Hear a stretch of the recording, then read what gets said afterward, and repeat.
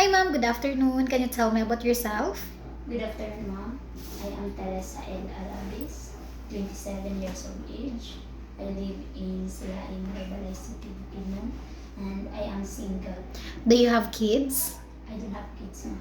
How many siblings do you have, ma'am? I have 5 siblings, and I am the youngest. Can you tell me about your educational background?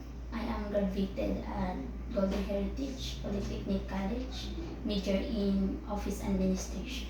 So, do you have work experience abroad? No, ma'am. How about local experience, ma'am?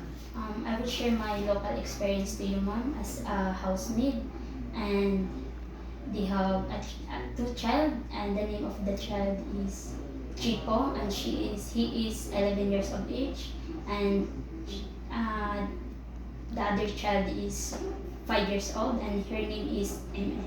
And I'm not just taking care of them, but I can do washing clothes, cooking, and ironing. Okay. So, is that all, ma'am? Yes. Okay. So, how would you describe yourself, ma'am? I am hardworking, honest, and I can do multitasking.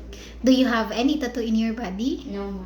So, did you undergo to any kind of surgery? No, ma. So, why do you want to work abroad?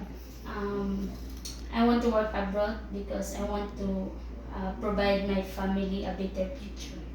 So, are you scared of dogs and cats? No, ma. How about big dogs, ma'am?